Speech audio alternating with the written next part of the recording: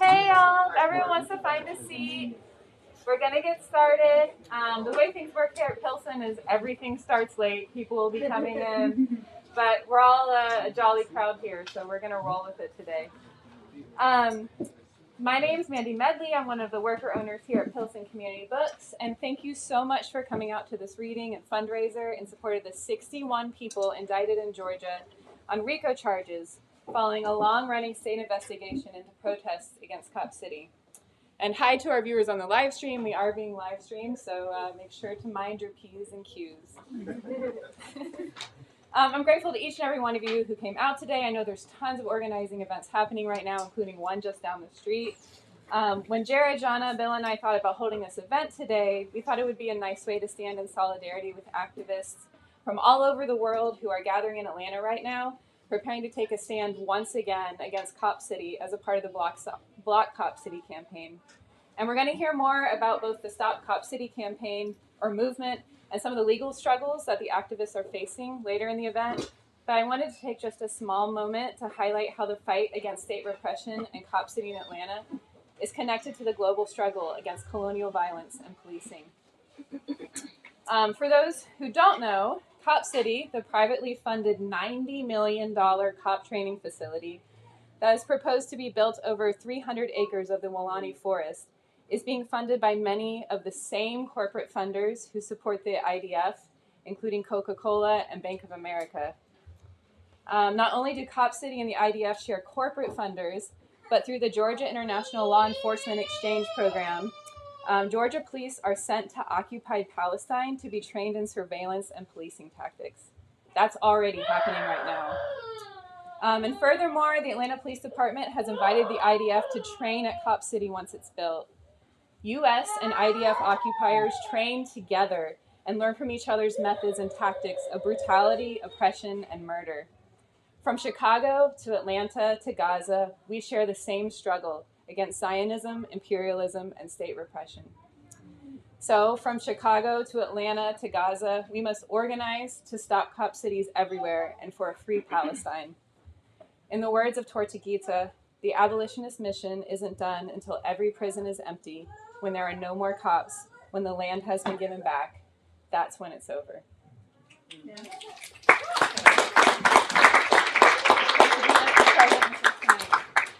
All proceeds from this evening will go to the Atlanta Stop Cop City Legal Defense Fund. There are prints designed by Chad Felix, Mal Burns, and Rabbit, and now Monica Trinidad, thanks to Sarah in the back. Several artists, including Aaron Hughes, and a couple other artists who've been creating art for Gaza. Amazing. They're in the back too, true Chicago fashion.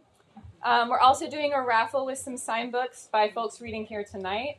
Hams, the PCB house beer, and seltzer and wine are available at the counter for a suggested donation. And you can find the QR code on the sign to donate via PayPal or Venmo. And we'll pass around a cash bag in a little bit too. Let's see here. Before I turn tonight's program over to our amazing MC, Jana, I wanted to read a piece written from a sister struggle, the fight to stop Line 3 tar sands oil pipeline in Minnesota. Line 3 threatens communities, land, and water along its route, as well as the future of our climate. And in 2021, despite a decade of fierce resistance, Enbridge completed the construction of Line 3. Thousands of people, including many of my dear friends in this room, joined together to resist Line 3. Anishinaabe water protectors led this fight, asserting their sovereignty to oppose the construction of the extractive project to their lands. And after oil began flowing and we were all grieving, a group of organizers reached out to their community to collect stories and art from the resistance. And they made this beautiful anthology. So here's one of the pieces from it, written by a collective of scientists and fellow travelers who dedicated their lives to the struggle.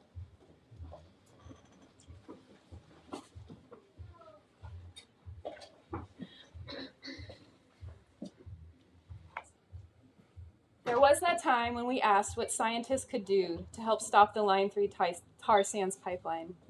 We didn't have a good answer, but we found so many along the way. That time we went to the State House with dozens of our comrades and stood under the bloody Civil War murals while the governor's handlers talked to us like we were children.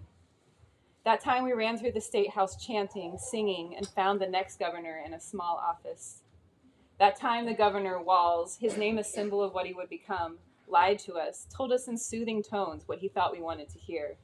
That time we knew he was lying. That time we wheeled live macroinvertebrates in coolers across the east bank of the river to show the people the abundance of life that depends on water. That time we bird dogged Laura Bishop, and didn't she cry? And Peggy Flanagan tried to evade us, but we ran her down. That time we organized scientists to go back into that bloody room in the Capitol. We knocked on doors, knocking on the press door, the staffer being like, well, here's 3 chairs. And we were like, no, we need 50. That time we spoke, that time we yelled, that time we reasoned, that time we knew. That time we tried to explain the process, and we made a video because we knew the absurdity needed to be captured. That time we showed Line 3 was a hot potato. That time we learned from Indigenous teachers about Indigenous sovereignty and our responsibilities as treaty people, and we are still learning. That night we sat together in someone's kitchen, writing detailed reports, trying against their avalanche of data and money. That mismatched power staring us in the face, but we had snacks. That time we went to Clearbrook to confront Enbridge. It was Indigenous Peoples Day, a day of mourning, a day that we realized what rural white supremacy looks like. That time we first saw those beautiful banners, it was the same time we saw those tractors and we heard those screams and we saw the violence. The times we heard a leader say, what happens to the water happens to the women, to whole roomfuls of us, to friends and colleagues shaken to our core. That time we met with the Pollution Control Agency about the permit and it sucked our souls out.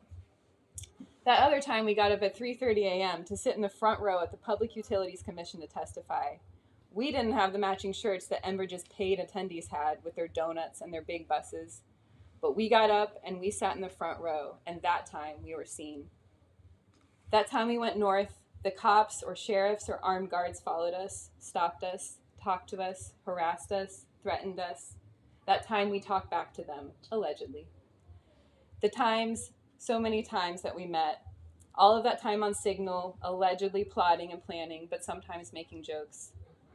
The times we tried to figure out how to write collective public comments about permits, why there should be no permits, why we should not build Line 3. The times we made maps and diagrams, making visible the destruction across webbed networks of blue, across the green swath of floodplains. The times we each grappled with our identities, with positionality, with expertise, with who faces forward, with privilege, with whiteness, with solidarity, with justice. The time we spent all summer writing legal testimony. The time we saw the frack out in real time at firelight. The times we were carried forward by the energy, the vigilance, the bravery of fellow water protectors. That time we had to talk down the park ranger of Itasca State Park from kicking people out of the Headwaters press conference. The time we taught about the groundwater and the river waters and their relationship. All of the times we talked to the press, so often like ramming our heads against the wall. That time Enbridge pretended to clean up the frack out with brooms and mops and buckets and no protective gear, and we thought it looked like a Photoshop picture, but it wasn't. That time we got the water samples and watched the drone footage and knew it had happened. That time we hung up the poster at the state fair, and we're still laughing. That time, all sweaty in the kitchen when we only had 2 hours to go through 200 pages, thanks Department of Natural Resources. That time we confronted the governor for his support for tar sands, and the Twin Cities Coalition for Justice for Jamar campaign confronted him first, and we felt the solidarity echo. That time at Hard Times, that time we confronted power, shouted at it, and we were told to be civil. We were told about free speech and process, and we were told it would all save us. Instead, we disrupted, and we told them about direct action, and we got kicked out for handing out pamphlets. And the time it happened again and again. Those other times at Hard Times. The time we were there in the hot and dusty fields, in the sticky pavement, and the cold and lonely cells. The time we sang.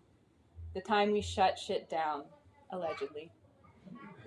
That time we stayed up all night long, stuffed in a van under the stars with nerves racked, dusty, tired, to be there when we got out of jail. That time we watched the gate, fixed it too, got caught in a rainstorm, and then the fat chipmunks came out to run through the garbage bags. That time we stayed up all night for our security shifts, listened to the sounds of the pipeline being built, seeing the glare from the lights, hearing the stream gurgle, feeling like we had already lost. That time the police pulled us over for no reason, and we feared being dragged back to jail. The time we spent trying to stop a mistake, a crime. The time we spent trying to make sure we all had a future.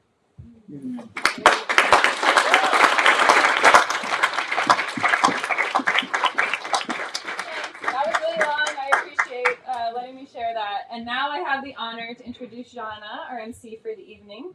Jana lives in Chicago and is the author of States of Incarceration, co-author, and editor of Treason to Whiteness as Loyalty to Humanity, and editor of the publication Cardcrackers, which we have up front. Hey guys! Thank you. Thank you all for being here for this important fundraiser. First of all, I just want to shout out Pilsen Community Books. Please, a round of applause for Mandy.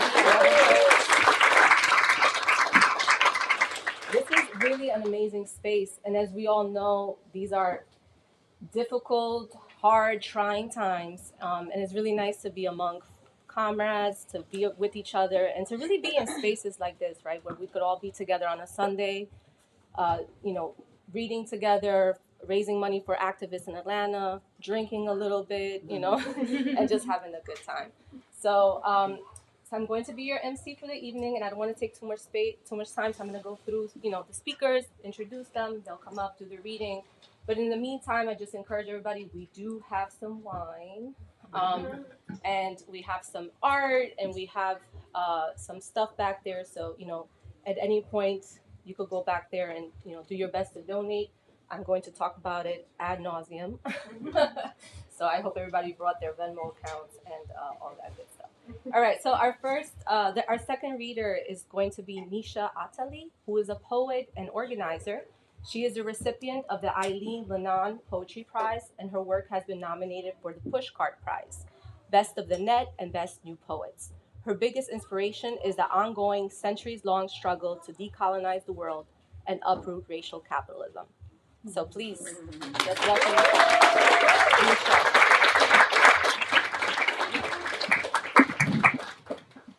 Hello, everyone.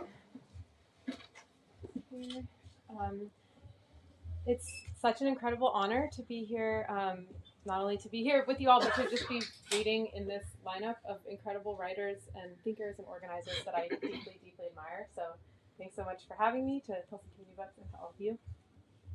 When this fundraiser was first planned, the horrific genocide in Gaza had not yet begun, and so I'm going to try to use my time here to sort of speak to both, but to speak to both through the very deep connections between the struggle for Palestinian liberation and the struggle against Cop City, because I think that those are connected on a very, very, very deep level.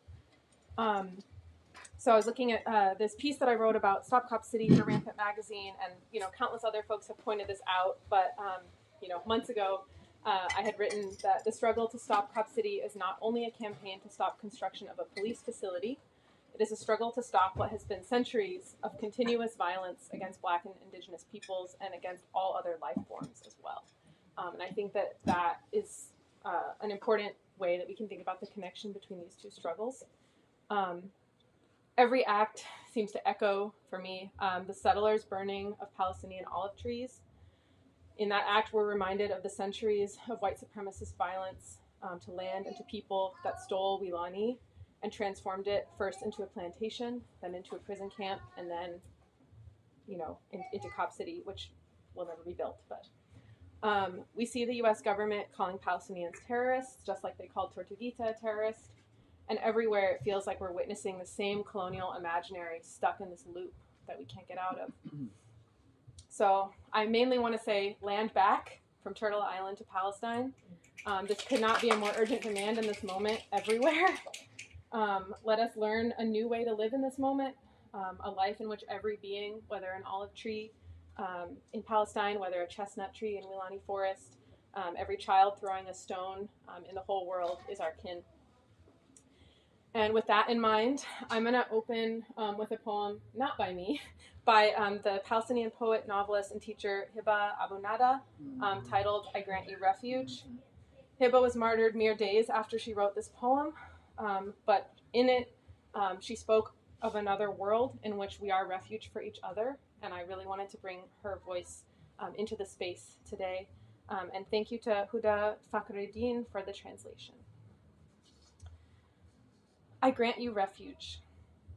1. I grant you refuge in invocation and prayer. I bless the neighborhood and the minaret to guard them from the rocket. From the moment it is a general's command until it becomes a raid. I grant you and the little ones refuge, the little ones who change the rocket's course before it lands with their smiles. 2.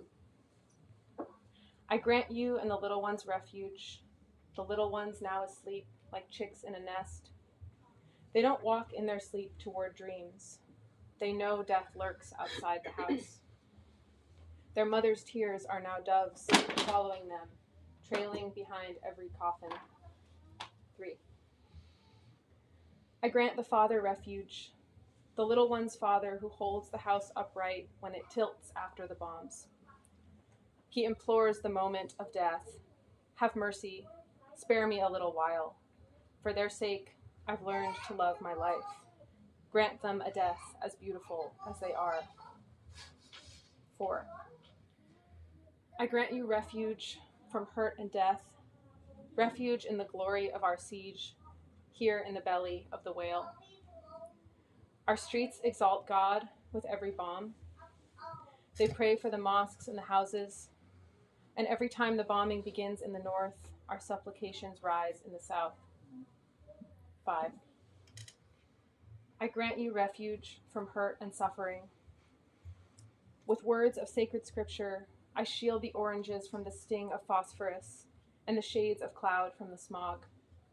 I grant you refuge in knowing that the dust will clear, and they who fell in love and died together will one day laugh.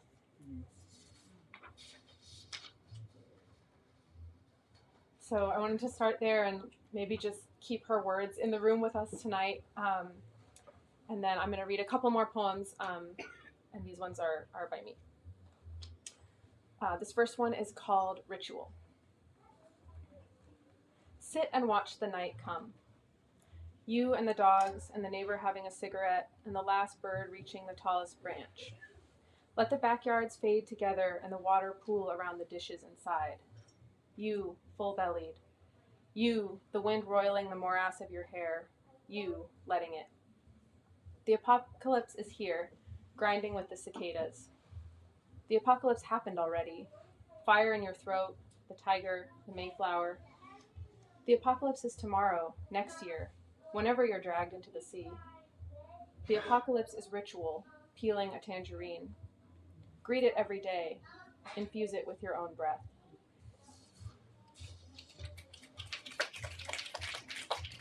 This one's called Chicago, and it's for all the organizers and people in the city trying to make our city and our world better. Sugar-coated cannabis in carceral city. Watch the way the light flickers and rainwater collects in potholes. With cold hands and grocery bags, let's be neighbors. Sort endangered birds and cherry blossoms from cop cars and Petcoke. We have plans for prison walls, shipping containers, beach days. We have the raw voltage of hands, movements potent as lilac blooms. Come moontime, we grow prairies on our sidewalks, devour blackberry pie, and leave the rats everything else.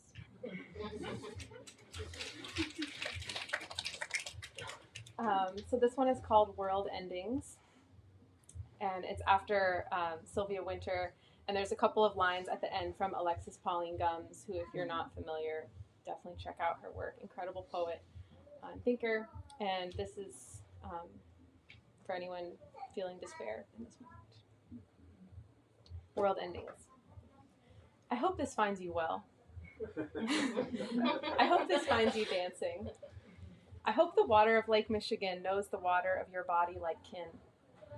I hope there is soil under your nails, that the light of necessary fires burns luminous in your corneas.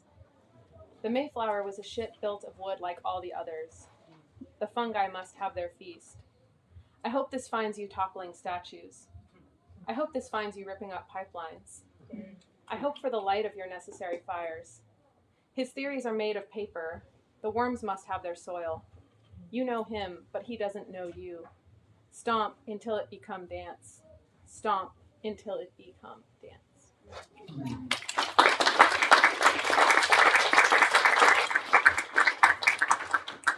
And this is my last poem.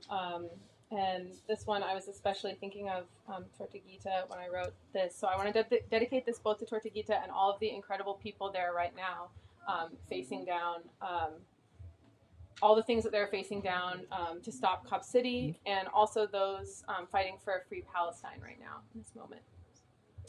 To comrades, it's called Ode. A comrade is a sunflower that grows tall but slow. Mix their oil with yours to see what you can burn. Mix your garden with theirs and test grow new perennials. In warm climates, forbidding climates, Superfund sites, and abandoned lots. A comrade can be a friend, but need not be. A comrade crouches near you in tall grass. You are both hidden by reeds. The comrade is holding something. A comrade is always holding something. Placard, trowel, paintbrush, grief. In the chaos of a street lit by fire, a comrade may have water or matches, or an arm to create a hinge which intersects yours. A comrade may be human, but need not be. Reeds shading your face, bison gritting teeth. Everywhere comrades with animal eyes stare and claw and throw, reclaim land and ocean. A comrade may be dead, but in memory become comrade again. In the reeds, in the alleys, in the basements, on the rooftops. A comrade may grow in ocean or underground.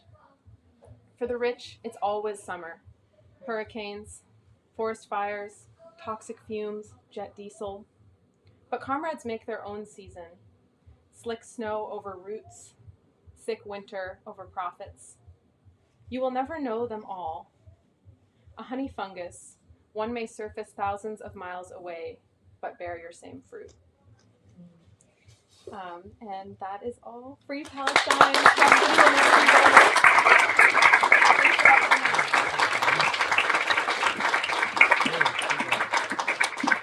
Thank you, Anisha.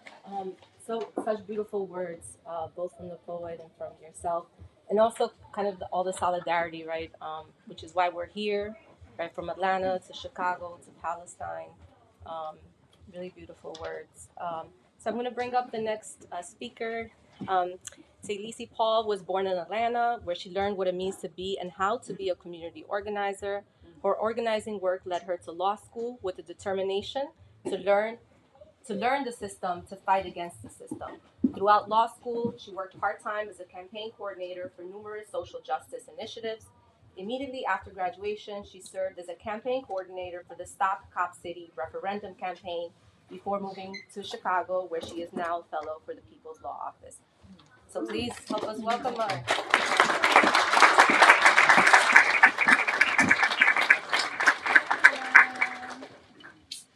It's really good to be here. I recently moved about 3 months ago, and I'm very happy to be in a space again of community and organizers and those who think and hold the same values as me. So thank you for coming. I'm here today to talk a little bit about Cop City and how it was started, where it's going, and where we're at. Cop City, the idea for Cop City actually started in 2020 after the George Floyd protests and the uprisings that were happening in Atlanta. And there were masses of people coming out to protest and to stand in solidarity with one another against police brutality. And the Atlanta and Georgia as a whole created Cop City, or the idea of Cop City was first proposed in order to stifle these rebellions against police brutality. It was the Weelaunee Forest. I know it's 160 acres of forest, and Cop City is going to take 83 acres of it to be built. However, the Atlanta Police Foundation bought the 160 acres as a whole. So even though they're allegedly only going to be using 83 acres of the forest to build this facility, they do own now the whole 160 acres of this forest. It's Cop City in itself is, the purpose of it is to build a quote unquote training facility for cops. For one, I just want to name that there already is one that already has about 60 acres in Forsyth County, which is not that far from Atlanta. And they're saying that it's run down and that a new one needs to be built. They're getting about $250 million a year already, so like just maintain the one that you have so you don't have to build a new one. And we all know too that the only purpose for this is to continue the militarization of the police and to fuel the criminalization of already marginalized people in Atlanta and throughout the entire country. When the facility was originally proposed, they stated in the proposal that it was going to be 43% of police officers were going to be coming nationally. So it wasn't just for the Atlanta City Police to be trained. This is a national facility where, you know, our country will continue to be militarized and sent into our communities. And there also will be a huge environmental impact. The South River, which runs throughout the Weelaunee Forest, is what is called the lungs of Atlanta. There's 4 of them, and 4 is already too little with such a large state. And this will continue what they call the urban heat island effect. So if it's not going to happen because Cop City will never be built. But the deforestation would cause what scientists are thinking is going to be a 10% warmer climate throughout the city of Atlanta. It's also running through what is considered unincorporated DeKalb, and the folks along unincorporated DeKalb are already, they're primarily Black individuals who are already in a underserved community and who are primarily poor or in poverty individuals, so who need more community resources rather than more cops surrounding them. And the original group who started was Defend the Forest, and these were a group of individuals and community members who were going into the forest and just occupying it. You know, they built tree houses, they put up tents, and they maintained the forest so that it would not start to be taken down. We know that recently Tortuguita was killed, and it created an uproar. In May of this year was when the city council finally approved the budget for Cop City. Prior to them approving the budget, they held 14 hours of public comment, and 83% of people said that they did not want Cop City built in our city. They ignored us, and a few hours later, I think about 4 to 7 hours later, they released a statement saying that they did approve the budget. In June of the same year, we held another 14 hours of public comment, the same thing. It was even more folks coming out who were against the construction of this facility, and they continued to ignore all of us. The next step that we took was a referendum. There is a city ordinance that says if you were to get 63% of folks to sign off on this referendum, that Atlanta would have to put it on the ballot. So we attempted to get it on the ballot in November, but we kept getting thrown with loopholes, right? So they said, well, if you want to actually sign the referendum, you had to have been registered to vote in the city of Atlanta in 2021 when the facility was first proposed. So that eliminated a majority of people who were transplants after COVID and who are now there and still would be heavily impacted by this. They also said those who were collecting signatures, so our door knockers and our canvassers, that they had to be current residents of the city of Atlanta. So this was in the beginning of the summer. We did file an appeal in court, and we won that appeal so that anybody was able to disperse the referendum and collect signatures. However, at that point, we had already had weeks of not being able to collect them out. We had to buddy up, and it was just really difficult to. There was, at some points, we were getting maybe 20, 30 canvassers coming in, but they are not registered to vote in the city of Atlanta, and therefore they weren't able to circulate the petition. Atlanta proper is actually really tiny. Like Chicago proper, it's huge. Like most of this is actually Chicago, versus in Atlanta, the borders run through several different counties. And primarily it's Fulton, and there's parts of DeKalb, and there's parts of Cobb. But Atlanta itself is really small, and those who are in Atlanta are people from Gwinnett, and people from Cobb, and Fulton, and so many different counties, that we actually consider Atlanta. However, they weren't able to circulate the petition by themselves. So again, it was just another loophole that folks had to face. We ended up getting, in the end, 116,000 signatures. All that we needed was 60,000. Our goal was to double it so that there was, room for error for signatures that weren't going to count.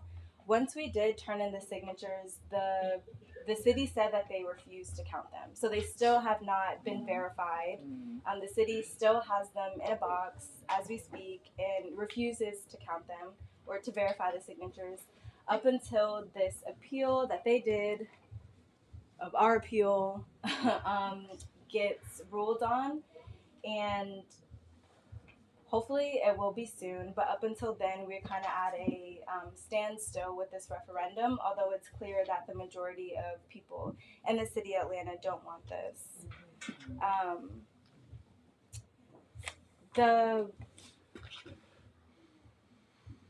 The facility in itself is in such a prime forested area. Atlanta in itself is what we call a city in a forest. So Atlanta is just very naturey. I don't know if anyone has been to Georgia here, but if you've ever been to Georgia, it's from New York, yeah, right? So like it's completely different than what you're gonna get in Chicago. There's so many natural parks and facilities, and Weelaunee Forest was one of the largest ones and one of the last largest ones remaining that we had in our forest. And to take it down to build this has definitely been a stab in the heart to everyone in Atlanta. What I will say though is that I have never seen such organizing power happen. We had so many different organizations signed on to this, and just to name a few, there was Song, Southerners on New Ground, there was GLAR, Georgia Latin American Alliance for Human Rights, there was DSA, there was American Friends Service Committee, there was Movement for Black Lives, and I can go on and on and on. And so, but it wasn't only the organizations that were coming together, it was the people of Atlanta who have all came together to stand against something, and that has been really beautiful to see. And it's been even more amazing to see the amount of support that we've seen throughout the nation and throughout the world.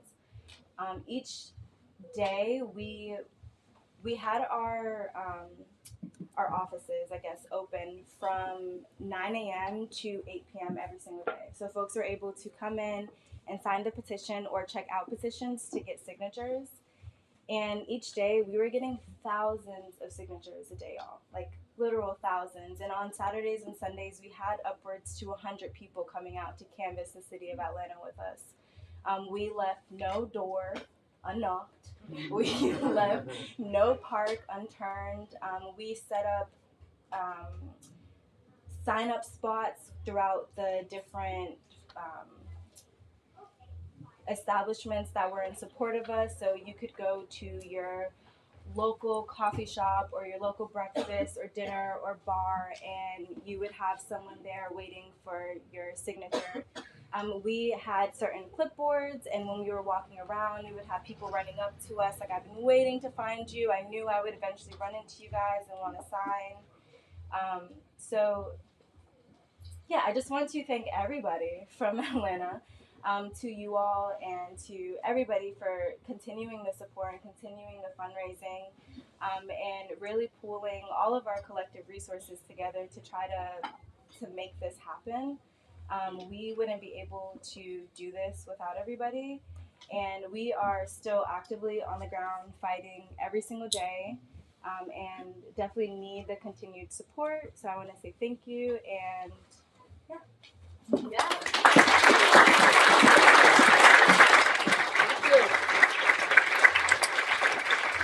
Thank you for breaking that down for us, for bringing the spirit, right, of folks fighting on the ground. Folks are fighting this weekend, right, down there. We're here to support the activists in Atlanta. We're here to raise money for defendants facing RICO charges. And we're seeing, right, the state and the government and the city going after activists in every way, right, whether it's to prevent them from doing the referendum, going after activists with these RICO charges, which is going to set important precedents for how the state goes after activists, right? So it's an important moment for us to show our support. So I want to go to the next person, who is a really good friend of mine, and one of my co-writers. Hey, Jared. Jared Shanahan, who is an activist, scholar, and educator in the Chicago area. He is the author of Captives: How Rikers Island Took New York City Hostage, co-author States of Incarceration, an editor of Treason to Whiteness is Loyalty to Humanity, and an editor of the publication Heartcrackers: Chronicles of Everyday Life. Please assist me in welcoming Jared.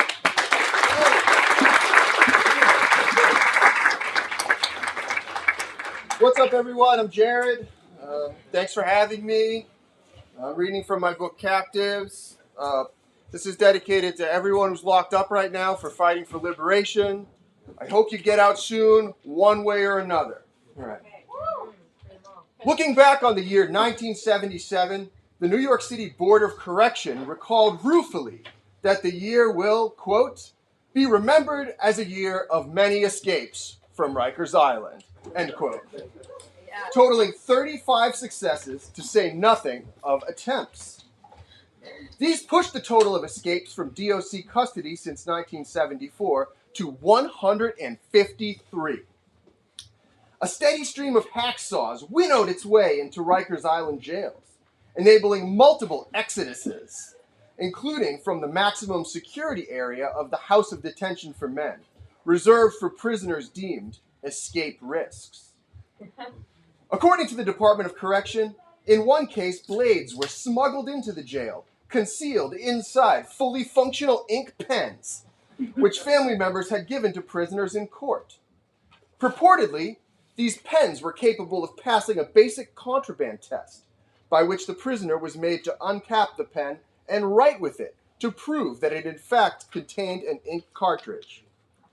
For reasons that will soon be clear, however, it is a story that must be taken with a grain of salt.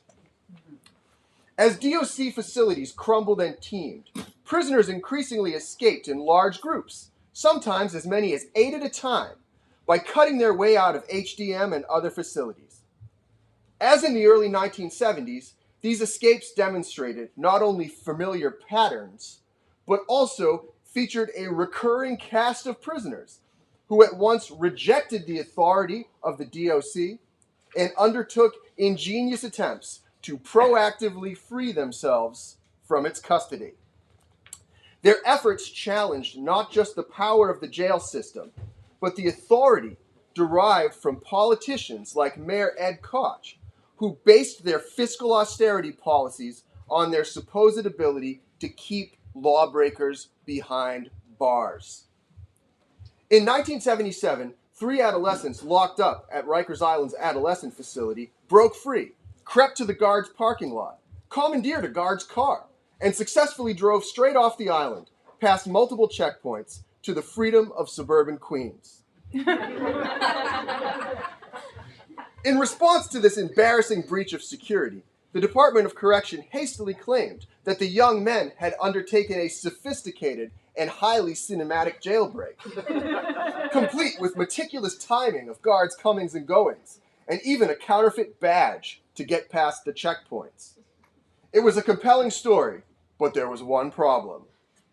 The New York City Board of Correction concluded, and I quote, "There was no evidence to sustain that story." It looks to us like the inmates took advantage of two inattentive correction officers who simply weren't doing their jobs, end quote. Okay. 3 years later, a trio of prisoners pulled off a quote-unquote carbon copy of this same escape, leaving a hapless guard's car at John F. Kennedy Airport for investigators to discover the following day. Less successful but no less bold were a group of 24 prisoners who took over a transport bus, moving them between Rikers Island facilities, and attempted to drive it off the island. Their plot was foiled when the driver crashed the bus. Foregoing the bridge altogether, a quartet of prisoners inflated trash bags into makeshift rafts, greasing themselves and the bags with Vaseline to stay afloat. The bags proved insufficient to the task and burst, but one of the four nonetheless made it across. Subsequently, a pair of Rikers prisoners concealed themselves in a truck delivering stale bread to the Flushing Meadows Zoo. The duo's disappearance was only detected by the driver, whom they startled by hopping off the back of the truck on Grand Central Parkway and vanishing into the freedom of the Queen's night. You guys, there's 300 pages of this shit. You should probably It's also being raffled. Oh, I cool. mentioned. Yeah. And I will be signing it, which I'm told decreases the value of its resale. All right. One escape from this storied period stands out so spectacularly, however, that it prompted artist David Wojnarowicz to immortalize its protagonist as William Morales, patron of prison breaks. Part of the diminished but by no means vanquished revolutionary underground, William Guillermo Morales manufactured bombs for the Puerto Rican Armed Forces of National Liberation, FALN, who fought for an autonomous Puerto Rico. Morales and his comrades in the FALN had operated under the radar for years, detonating over 100 explosive devices throughout the mid to late 1970s, without a single member being arrested. On July 12, 1978, a bomb Morales was manufacturing in a house not far from Rikers Island detonated prematurely. The blast destroyed Morales' hands. Badly burned, maimed, bleeding profusely, missing one eye, and virtually blind in the other, Morales managed nonetheless to flush a number of incriminating FALN documents down the toilet before the police arrived. He then filled the apartment with gas, hoping to blow himself up along with the cops. Instead, Morales was captured. Despite his grave condition, he managed shortly thereafter to tell an NYPD detective from beneath layers of bandages, "Fuck you, fuck yourself." In April of 1979, after Morales had been held for over a year at the prison ward of Bellevue Hospital, he was convicted of weapons charges and sentenced to 29 to 89 years behind bars. Prior to sentencing, Morales remarked, "They're not going to hold me forever." 1 month later, his prediction was borne out. Morales managed to get a hold of a pair of 14-inch wire cutters, which NYPD suspected his attorney had smuggled to him, though she was never formally charged. With the help of a fellow prisoner, Morales subsequently affixed these cutters around his waist using shoelaces so that they dangled beneath his bathrobe. Over the course of the next 2 nights, despite having lost his hands and most of his sight, Morales cut a small hole in the metal grating covering his window. He then punched through the outside screen, produced a rope made of bandages, and began his descent from his 3rd floor room, some 40 feet in the air. Waiting on the ground below were more than a dozen cadre from the remnants of the Black Liberation Army and the Weather Underground. And if anyone has any more details they'd like to add, just pipe up. All right. The bandage rope apparently failed, sending Morales tumbling to an air conditioner unit that broke his fall, and then onto the grass below. His comrades whisked him away to a New Jersey safe house, from which he later made his way to Mexico, then to Cuba, where he lives today as a free man. All power to the people.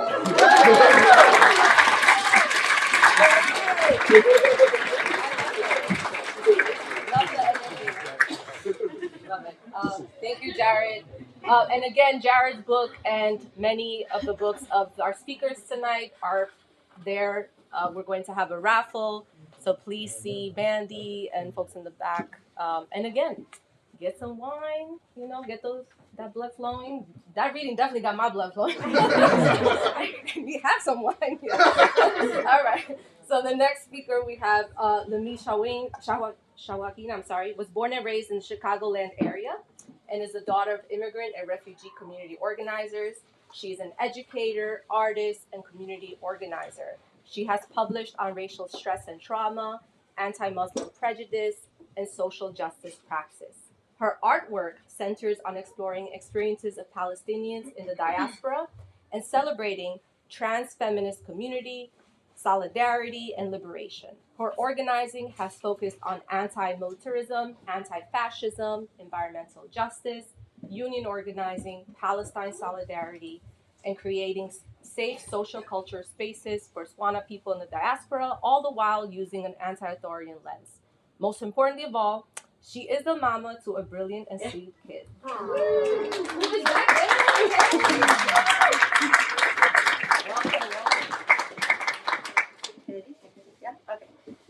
Okay, so I have two things I want to say. Oh wow, a lot of people. Hello, hi. I have two things I wanted to say.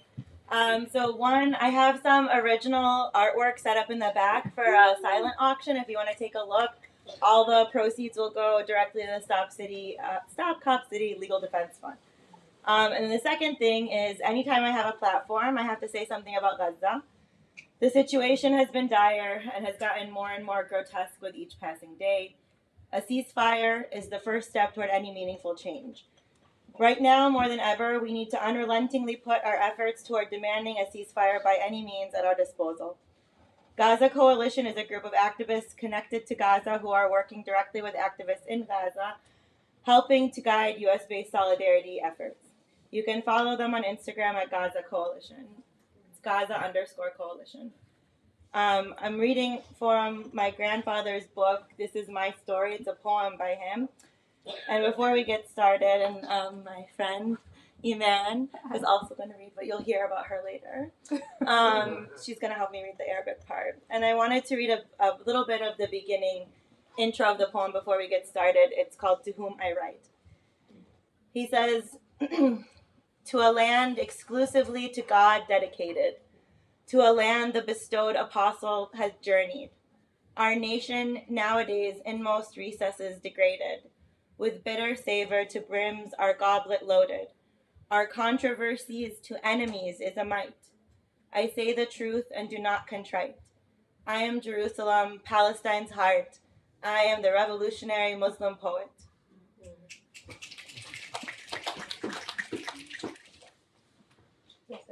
Okay. Sorry. هذه هي قصتي. ولحقت ركب اللاجئين ورفضت أكياس الطحين ثمنا لصمتي والتشرد في متاهات السنين وليجعلوا من خيمتي سجنا أظل به رهين. هل يفلحون ويخمدون اللظاي والحقد الدفين؟ كلا فقد ظمأ الفداء وحن الأسد العرين. This is my story. I joined the rail of Palestinian refugees. I rejected the ration card and the flour, a price given in return for my silence and dispersion. Into the unknown tunnels of the years, intended to make dungeons of tabernacles, to keep my soul in captivity no matter. Can they succeed in putting off all the fire? Nay, redemption is called for to attire. أين العرين وكيف كان ونكبتي ماذا الخبر؟ هذا شريط اللاجئين به الحقائق والعبر. قصص الألوف من الثكالى في جحيم مستمر. فمن الخيانة والرذيلة للضمير المنتحر. اليوم تعلم لا غدا من كان كذابا أشر. The dens had longed for the lions. Where is the lion den and how it became? My plight is great. What is the matter? This is the long newsreel of the refugees, full of facts and 1,000 parables. the stories from a multitude of widows in hell. From treason and insolence to suicided conscience, today, not tomorrow, you become aware who is the devil and cunning liar. فإليك قصتنا وواقع شعبنا بين الخيام. أوحت به جثث العراة ضحية اللص الهمام، بقيادة الغرب الحقود اللد أعداء السلام، من حكى أوصال الجريمة في دياجير الظلام، فغدوت التحف العراة مشردا دون الأنام.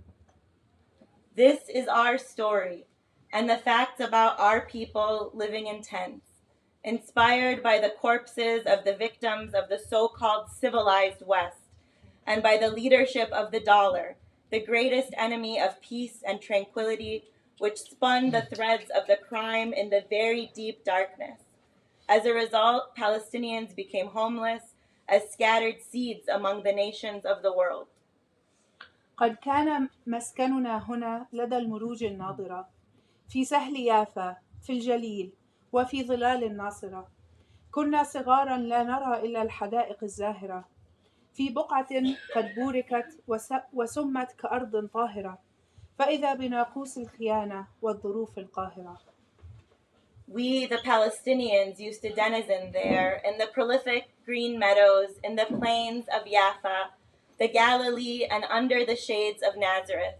We were youngsters who smell only the fragrance and the aura of the blossoms of garden flowers on a spot that is blessed and in a holy land, where the bells of treasons banged and the unsurmountable circumstances fell upon us. بلفور قد وعد اليهود بأرضنا وطنا جديدا، وعلى مسامع هيئة التضليل فيأتي اليهود، وليخرج العرب الكرام إلى الصحارى كالعبيد. العدل ولى وانقضى في ظل قانون فريد، المجرمون المالكون ومالك الأرض الشريد. Balfour disseminated his declaration promising the Jewish people a homeland, our terrain to be theirs, and the dream of the Jewish people come true.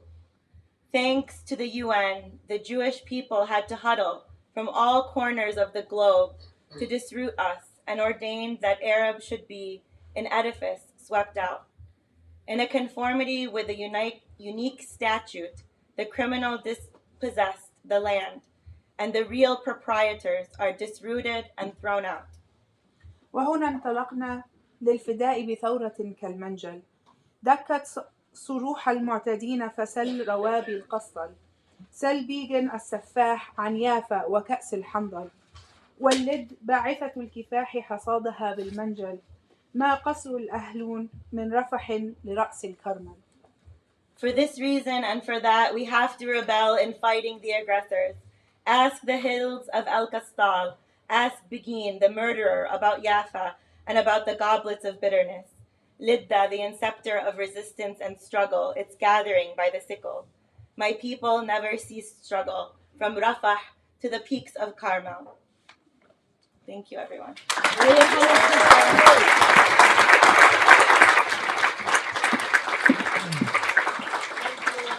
Those were really beautiful words by your grandpa.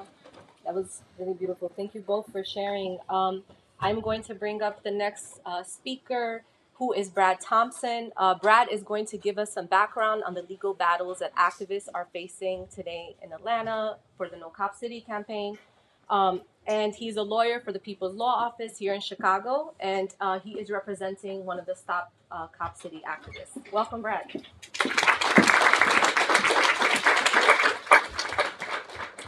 I'm really honored and happy to be here. It's really an honor to me to be part of the legal team in this very important legal fight. And it's very encouraging to see so many people coming out in this room, coming out and showing a gesture of true solidarity. And that's particularly important because that's exactly what the state is trying to criminalize here. I have a copy of the indictment, and I'm going to read a short piece from this. And I'd encourage everyone, if you can get your hands on a copy of this, it's up online, to read this, to see how outrageous this attack on the movement is. Social solidarity is the idea that individuals can live together without government and can provide for each other. The notion of social solidarity relies heavily on the idea of human altruism. That is, individuals will voluntarily offer goods, services, and resources without anything compelling it. Anarchists often shorten the term social solidarity simply into the term solidarity. And it is frequently woven into the speeches, statements, and writings of anarchists. In addition to the term solidarity and other anarchist terms, anarchists often weave the term mutual aid and collective into their jargon and writings.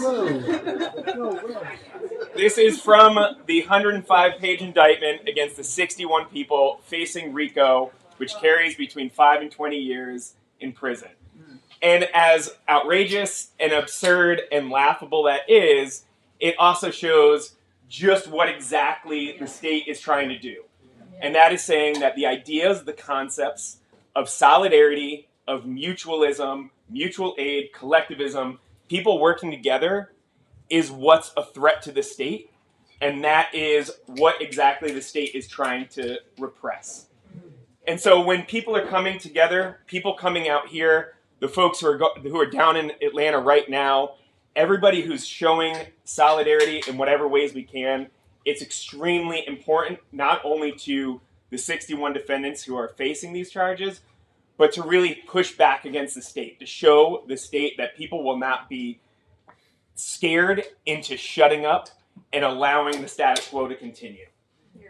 And that's what's particularly dangerous around this RICO charge, because the RICO, for people who aren't familiar, it was created to target organized crime, the mafia, other sorts of concepts like that. And when that is applied to social movements, it's been applied before, and we're seeing it here now. And it's also the idea of a conspiracy. And so what that is, it is criminalizing association. It is criminalizing relationships. And they're saying the quiet part out loud with this indictment by saying people caring about solidarity, people caring about mutual aid shows that they are working together, and therefore they're opposed to the racism, the sexism, and the state power that is inherent in Cop City. And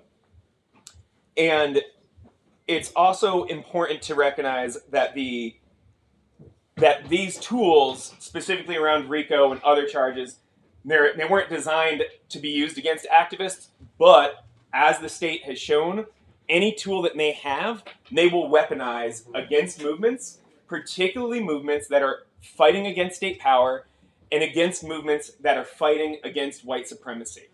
So this movement that is defending the land and opposing Cop City is at the forefront of the sights of the state here. Briefly just describing about where we're at in the case.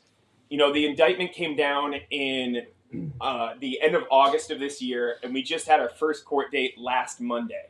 And so that was the arraignment, and that was everyone who was present was given a bond, and bond was posted for everybody who could get bond, and people were released. That's bond that was raised by the movement. That's through the funds, and it's thousands of dollars per person times 60 people. That adds up. And we are working collectively amongst the lawyers, trying to get everybody that we can working together on this. And we're in the first step of what's going to be a long battle. This week, we're going to be filing what's called demurs. Those are essentially motions to dismiss or another sort of vehicle for us to be attacking the indictment. So right now, that's what we're preparing for. We have people working around the clock trying to get together to be able to fight back against this in court. But that's just the beginning of what's going to be a very long and arduous fight. We don't have any trial date set, but it is going to be months and likely years before we're seeing the end of this. And any trial, the state, the attorney general has said that it's going to be months-long trials just on their end, not before we even put up our defense to be able to be fighting back against it. So it is going to be extremely important for us to get whatever support we can. It's so great that people are here to be financially supporting this. We have lawyers, myself and some other lawyers from Chicago, some other lawyers from around the country that are going to be having to go down there, go to Atlanta for the travel, and also all the resources we can. The state just told us that there is going to be 5 terabytes of data of discovery, that the potential evidence in this case. So there's going to be a massive collective effort to be able to review all that and to be able to prepare and mount a defense.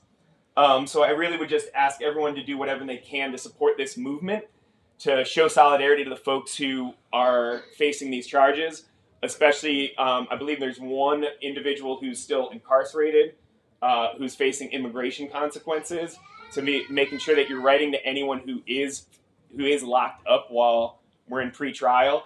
But really, what's so special about this event, is writers coming together, poets, people using their skills. We all have our own skills. We all have our own resources. Not everyone can be down there on the ground and putting their bodies on the line like people are doing this weekend and the coming days.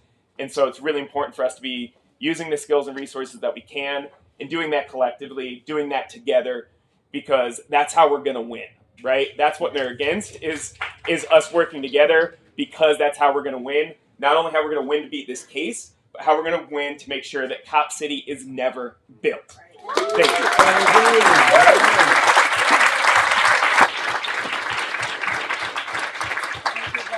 you. And again, a good time to donate. I mean, every minute of tonight is a good time to donate. And you could get some wine when you donate. And you can get a raffle ticket too with your money. So please, let's support 61 folks facing charges. And we know from long previous movements, right, that the state does this, draws out these like long legal cases. But you know what? We got patience, and we're going to be there. We're going to support. And this is such an amazing turnout. Like, just look around, like all the people that are here, right, supporting all the activists and all the folks that are down in Atlanta this weekend, also opposing Cop City. So I want to turn to the next speaker, Maya Shenwar, who's a writer, editor, journalist, and organizer working to sculpt new ways for journalism to serve the public good and fuel social transformation. She is currently editor-at-large at Truth Out, an independent social justice news publication, which she spent over 13 years as editor-in-chief. Maya has also recently founded the Truth Out Center for Grassroots Journalism. She's the co-author with Victoria Law of Prison by Any Other Name, The Harmful Consequences of Popular Reforms, and the author of Lockdown, Lockout, Why Prisons Don't Work and How We Could Do Better. She is the co-founder of the Chicago Community Bond Fund and organizes with the Love and Protect Collective in Chicago. Everyone, please welcome Maya.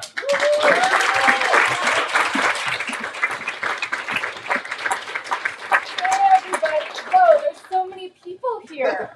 I'm sitting in this little corner.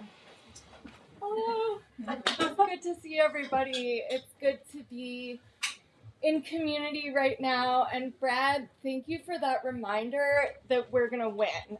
Yeah. We are going to win. So I love that. Yes. I'm reading from my book, Prison by Any Other Name. And when Victoria Law and I wrote this book, we primarily were focusing on the United States, on prisons by any other name, like electronic monitoring and house arrest and drug treatment centers that are locked down and psychiatric confinement and the sex offender registries. But I also want to point out, particularly in this moment, that prisons by any other name also include Gaza, which has been an open-air prison for many, many years at this point, under Israel's crushing blockade. And now, Israel is targeting that incarcerated population with rapid genocide. And I think that we need to fix our minds on the fact that these state violences are interconnected. And as an anti-Zionist Jewish person, I'm very conscious that this violence is being enacted in the name of safety. in the name of Jewish safety.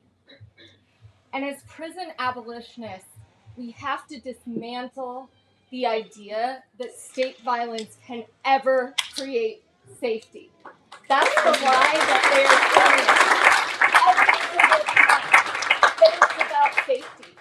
It justifies every single shitty, violent, catastrophic, genocidal thing they do. So when you hear that word safety, be suspicious. So I'm going to read a little bit from this book. When we challenge the ways that the prison industrial complex has expanded beyond prison walls, people often ask, if not this, then what? Given how many essential resources like social services, healthcare, and education are linked to the prison nation, it's easy to wonder whether it's possible to truly move beyond the prison. The good news is that for as long as there have been prisons and prison-like institutions, there have been people imagining and creating a world without them. Prisons didn't exist for most of human history, and even today, plenty of truly non-prison strategies are already in practice regularly all around us. So the question is not, can prisons go away? The question is, how do we make them go away? And how do we do so in a way that doesn't generate new oppressive institutions? How do we pursue the abolition of prison in all of its manifestations? The prospect of such transformation can be daunting. Sometimes it may feel that the systems we're critiquing, bad as they are too big and too difficult to replace. At times we may ask, isn't something better than nothing? The answer to this question is twofold. First, around the country, people are already building a whole lot of fruitful somethings, devising non-carceral ways to confront conflict, violence, and other harms. The point is not to provide an alternative to every alternative to prison, but to look instead at the actual problems that we face and to take lessons from projects around the country that are addressing these problems in effective ways. The second answer is that sometimes the best alternative is nothing. For Monica Jones, the Arizona activist and student who was arrested and brought to a sex work rescue operation, the alternative to a forced rescue program is simple. No alternative. Leave people alone, she says. If they don't need your help, you leave them alone. Jones says that rather than shoving sex workers into positions where they're being forcibly helped, often by criminalizing them, a truly helpful step would be to remove the criminal label. Make it more safe for them to exist in this world, she says. Moving toward real freedom will mean taking criminalization out of the equation. As long as we retain the idea of criminal, along with entrenched racialized ideas about who a criminal is and what they look like, alternatives will always involve the idea of putting people somewhere else. As long as we are creating the category of a human being who is lesser, who is marked as unfit for regular society, there will always be a push to siphon off those individuals, to ensure that they are not with the rest of us on our streets, in our homes, in our society. Case in point, another prison extension, the sex offense registry. Robert Suttle, a Louisiana man who was convicted of intentional exposure to the AIDS virus, and now advocates against HIV criminalization, says the point of the registry is for what? By looking more closely at these structures of surveillance and confinement, it becomes clear that the sex offense registry is not helping people. There is no evidence whatsoever that it prevents sexual violence. It actually foments both institutional and interpersonal violence against registered people, preventing them from accessing basic resources like housing and making them vulnerable to vigilante attacks as it makes their private information public. It does not do what it purports to do, reduce sexual harm. And what it does do is make it very difficult for those in its clutches to work their way toward transformed lives in which they can support themselves and contribute to their communities.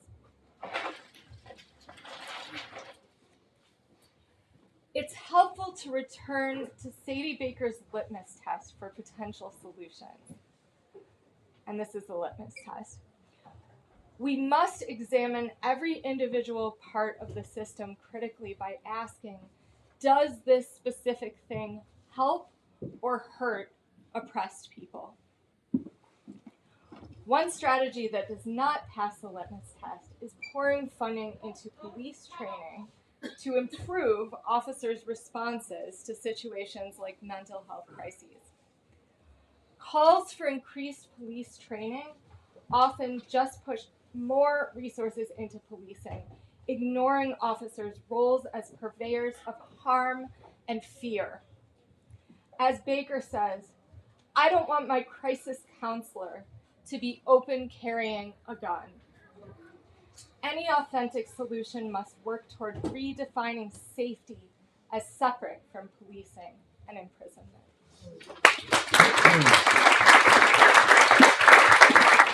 Thank you, Maya. And we know, right, that the Police Foundation and the Atlanta City officials and politicians are using public safety, right, as a way to reinforce the ideas that, that we need this police training facility, right? When instead it's about building more legitimacy for the police, building larger policing structures in Atlanta. So thank you, Maya, for that. So next up, I want to introduce Bill Ayers, who is a social justice activist, teacher, distinguished professor of education at the University of Illinois, Chicago, and author of 2 memoirs, Fugitive Days and Public Enemy. Everyone, let's welcome Bill Ayers. I also wanted to say like an OG, but I don't know if that was like cool. OG, what does it mean? Okay. Yeah. Thank you very much. The memoirs are in the back, and my book, Demand the Impossible, A Radical Manifesto, is the back. I was asked to read briefly. I'm going to read from a forthcoming book, and the title of the book is When Freedom is the Question, Abolition is the Answer. Reflections on Collective Solidarity and Liberation.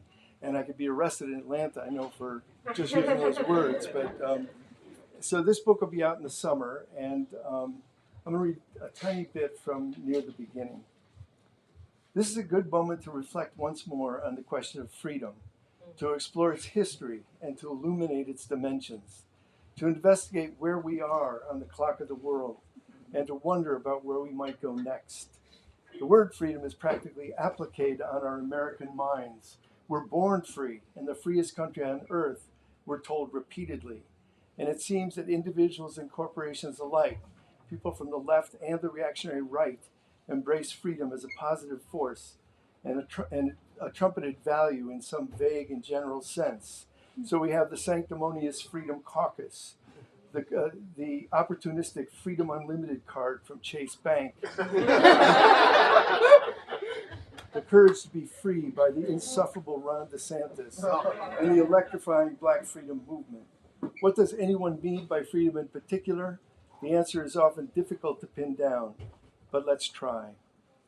This moment can feel like the absolute worst of times, a new and escalating Cold War with China, a hot and destructive proxy war in Europe, a pre-announced genocide being executed right now against the Palestinian people in Gaza, raging racialized police violence unchecked, environmental collapse on full display, fragile and often anemic democratic institutions on life support, religious authoritarianism on the rise, and women's bodily integrity under sustained assault. The overlapping crises can threaten to overwhelm us. But on a different day, or from a different angle of regard, these days can feel like the best of times. 26 million people took to the streets in 2020 in response to the police murder of George Floyd, the largest public outpouring for racial justice in history. Women across a wide political spectrum have refused to accept the medieval definition of their rights, and broad forces are on the march worldwide to resist plunder and extraction and to preserve life on earth. I wake up each morning and glance at the poet Mary Oliver's hopeful words taped to my wall, capturing a sense of a universal contradiction. Just to be alive on this fresh morning in the broken world. Charles Dickens would understand our predicament at once. The winter of despair and the spring of hope, an age of foolishness and an age of wisdom, darkness in mortal combat with light. It's important to remember that life is never one thing in isolation from every other thing. Yes, there's exploitation, but there's also resistance. Progress, yes, also backlash. Cop City for sure, but also us. More than one thing is happening at once, and we have to look for it. If we freeze our focus or draw the frame too tight, we can sink into despair and miss the dynamic, noisy, frenetic magnificence of life as it's actually happening. So I want to expand and redraw the boundaries of how we see and think about freedom, as well as the reality that spreads out before us, the world that we encounter each day. I want to rethink where one thing ends and another thing begins, of where we look and what we look for. Contradiction in Viet Thanh Nguyen's words is the perpetual body odor of humanity. Free Palestine.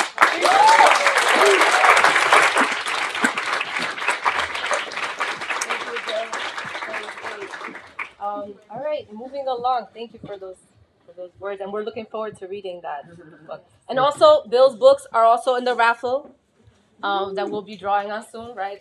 Okay, thank you. So our next speaker and reader is Iman Abdelhadi, who is an academic, activist, and artist based in Chicago. Her research as a faculty at the University of Chicago focuses on gender differences and community trajectories of Muslim Americans.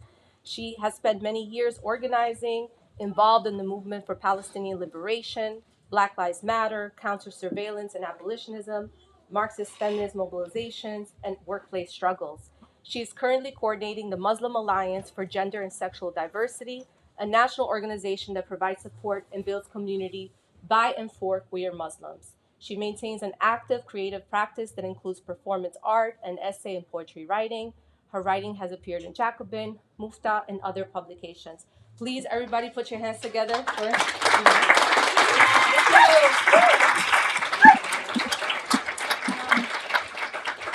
Thank you so much for hosting me. As a Palestinian, I have to say that it feels very healing to be in this space with all of you. I also want to give a huge shout out to Pilsen Community Books, who has been such an ally. I honestly could tear up just thinking about having this space so available to us. The worker owners here have been just magnificent, and I know our community has been really touched by the solidarity. I do want to plug, I can't be an organizer without always being like, and we're plugging. I want to plug that we're hosting 2 workshops here in this space. One on, okay, cool. I should know this because I'm going to be here doing it. No, one is on Sunday. This Sunday, a week from now at 5 p.m. And then the next one will be the following day on Monday at 7 p.m. Can you confirm? Let me think. The workshops will be are targeted towards allies who want to plug into Palestine activism here in the city or beyond. So I encourage anyone in the room to join us, to spread the word about it. I know that we have posted posters about, I think Pilsen Community Books has posted about it. And it'll be so if you follow their Instagram, you'll see all the details, which are more reliable than me trying to remember details, for sure. So yeah, thank you so much. What I'm reading from is a co-authored novel that I wrote with my best friend and comrade. 5 p.m. It was 5 on Sunday. November 19th. Yeah, and then Monday at 7 p.m. Yeah. And they'll be identical, so just pick one. We just wanted to give people as many opportunities as possible to show up. So this is a co-authored novel that I wrote with my dear friend and comrade, Emmy O'Brien. It's called Everything for Everyone, An Oral History of the New York Commune, 2052-2072. In this novel, we project ourselves as little old ladies into the future and into a revolutionary future. And we are effectively doing these oral histories with people who participated in the revolutionary transition. So each chapter is a fictional interview between one of us and a fictional character. And so what I want to read from today is a chapter called Kaukab Hassan on liberating the Levant. Fun story, we run a culture, Lemis and I are part of running a cultural salon called Salon Kawakib, which is named after this character. Follow us on Instagram at salon underscore or dot Kawakib. Okay, I'm the worst plugger on the planet. Absolutely. Oh, dot. It's dot. Dot. Thank you. Anyway, so this character, I, as future me, is interviewing her on September 20th, 2067 in Brooklyn. And she's someone who grew up in Bay Ridge, which is a very Palestinian-heavy neighborhood in Brooklyn, New York. And she basically is a burnout, and when she's 16, she leaves to a Palestine that is in the middle of liberating itself. So I'm going to read just a few pages here from this chapter. So I ask her, how'd you end up moving to Palestine? Hassan, I'd grown up hearing about Palestine through my grandparents and my parents, and it was in the air in Bay Ridge. Honestly, I'd been dreaming of Palestine my whole life. Sometimes I'd have to remind myself that I'd never actually been there, because it was just so present. It was always there. They wanted us to forget, you know. That was the whole plan. The Zionists, they thought, the old will die and the young will forget. We made it our business never to forget. Every house in this area was Little Palestine. We took it with us anywhere we went, used any chance to remind ourselves and everyone else that we were an exiled people, that our land had been stolen. I can't believe they thought we'd do anything else. Anyway, where were we? Well, I'd ask you how you ended up in Palestine. Oh, yeah.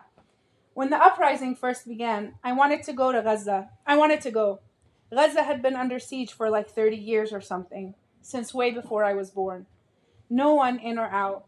People had water for a few hours a day, electricity at random times. It was a big fucking prison, with 2.5 million people crammed in, and they'd bomb it every few years. Brutal shit, just relentless. And people from Gaza would just have to rebuild over and over and over. When I was 4, I remember they bombed. Those were some of my first memories, watching those buildings fall on stream. People sifting through the debris of their homes and all that. Anyway, when I was 16 and Thawrat Gaza started, I was ready. You didn't have to tell me twice. I had been working odd jobs around the neighborhood, mostly under the table, since I was 14. Had a little money saved up, just enough for a ticket. I asked, they let you in? She says, no. Who? The Zayos? Of course not. We flew into Egypt, hitched a ride to the Sinai, and crossed the border. Who's we? My friend Talal was in a similar boat as me, one of my only friends growing up, also an Arab burnout. We decided we'd just go, and we did. He spoke better Arabic than me at the time. Mine got better eventually, of course, but at the time he could get by. So I asked, so you get to Egypt and you go to the Sinai. I thought those borders were closed. Hassan, well, Egypt was falling apart. They had had an uprising in 2010 or something, 2012, can't remember, but they had overthrown the government. Then the military took over for a couple years. The military reign lasted decades. But it was like everywhere else, where when the economy started collapsing in the 30s, they couldn't keep up. There were massive famines because so much of the Nile had dried up and Egypt couldn't grow food anymore. Plus, the heat waves were killing more and more people every year. When the markets crashed, they were truly, truly fucked. By the time I went, well, this was 2036, there were riots all the time, mostly over bread and grains. It started in Port Said because they had always had big unions there. So yeah, the Egyptian army was kind of distracted on all that. I say, gotcha. And that was also happening all over the Arab world, right? Hassan, oh hell yeah. Syria was still in tatters after the civil war in the 2010s and 2020s. Iraq had never recovered from a US invasion in the early 2000s. Jordan was barely hanging in there. It was all a fucking mess and people were over it. The Levant was where the first governments fell, you know. Everyone was realizing they had nothing left to lose, and it was time to fuck shit up. I say, good reason for an uprising. Yeah, exactly. I mean, think about it. Why would you care if you're getting arrested for protesting when you can't feed yourself or your family anymore?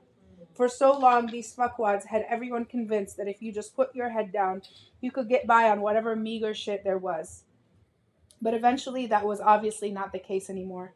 It didn't matter how quiet or obedient you were, there was nothing to eat. The whole region imploded. Yeah, so uprisings everywhere. Egyptian army really could barely keep that border to Gaza closed even when they weren't busy quashing uprisings. By then, it was an open secret that if you could make it to the Sinai, you could get through. I asked, how'd you make it to the Sinai? Dollars. The dollar hadn't fallen yet, and we bribed our way through. The Egyptian pound was in the toilet by then. It was like 100 pounds to $1.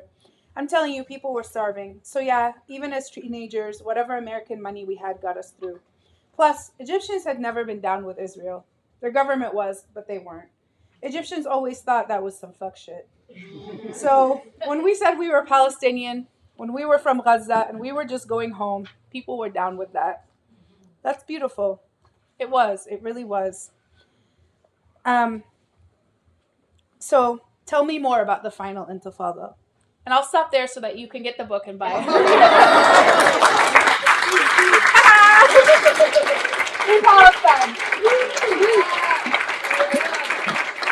I love that. Yes, it's so nice to also read that in this moment. And yes, the book is here.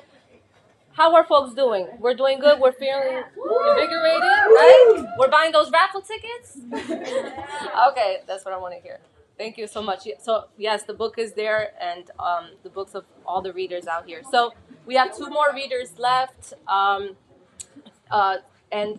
it's going to kind of really a great night. So nice to have everybody here.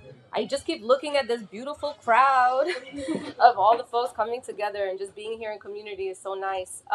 So I want to bring up our next reader. Kelly Hayes is a Mennonite author, organizer, movement educator, and photographer. She's also the host of Truth Out's podcast, Movement Memos, and co-author of Let This Radicalize You, Organizing and the Revolution of Reciprocal Care with Mariam Kaba. Hayes is the co-founder of Lifted Voice Collective and the Chicago Light Brigade.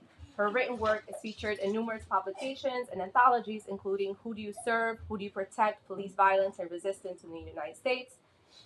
Hayes also co-authored an essay with Mariam Kaba in Kaba's book, We Do This Till We Free Us, Abolitionist Organizing and Transforming Justice. Please welcome Kelly.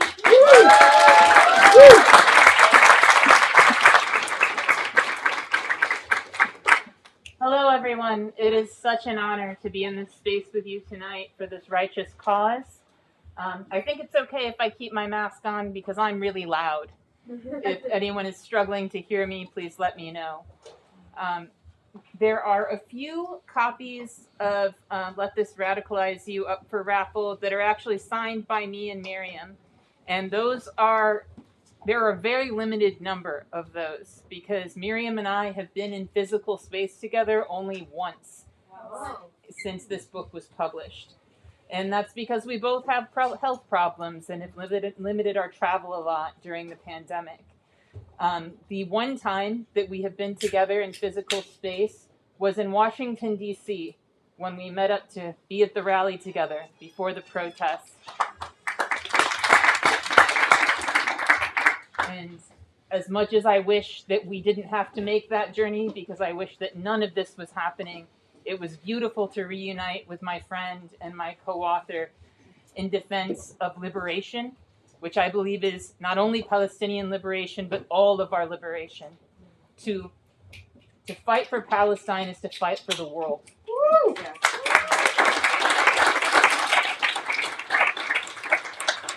Last night I had the honor of attending an action that was hosted by anti-Zionist Jewish community members and the P.O. Box Collective. And yes, right? Rogers Park, okay. Rogers Park, showing up, as always. And I took a photo of some of those folks holding lighted letters spelling out Free Gaza. And they were standing in front of a memorial that the P.O. Box Collective has created to victims of police violence. And the profundity of that was so striking to me, that necessary connection to spell that out visually for all of us.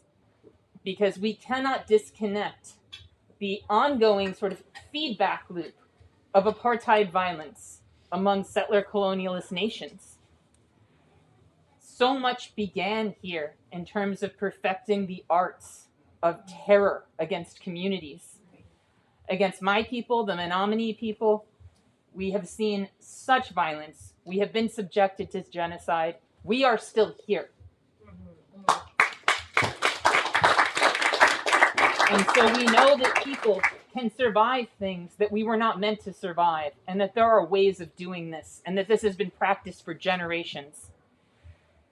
But we would be remiss if we did not acknowledge that genocide against indigenous people, the legacy of slavery, the legacy of Jim Crow, all of this helped to inform and teach the world how to do apartheid. And now Israel is repaying the favor by showing us what a modern, ethno-nationalist, theocratic, authoritarian state can do when no one is willing to stop it. Right. And it is positioning itself as a model to the world, exporting not only the technologies of occupation, of war making, of mass surveillance, but also the ideology of unapologetic and authoritarian ethno-nationalism. Again, to defend Gaza, to defend Palestine, is to defend the world. True. Because there are different visions for the world, right? We have some amongst us. They have theirs. And they are selling that vision very hard. And they are fighting a hegemonic battle against us. But I believe in us. And I believe in the power that we have. And as Miriam and I discuss in this book, so does the state. And that's something that we need to remember. In this book, we talk about how intelligence agencies creating forecasts of what's possible in the future. They have forecasts where we fucking win. So when you find yourself unable to imagine that, when you find yourself scrambling for a vision of how it's even possible, remember that the death makers can see it. They can see it. And if they can see it and we can't, that just means we have some imaginative work to do. We need to get in collaboration and we need to vision really hard, because if they can see us winning and we can't, again, that just means it's time to go to the drawing board and chart our map. Because anything that they can imagine us doing, we can imagine so much better. And we can do so much better.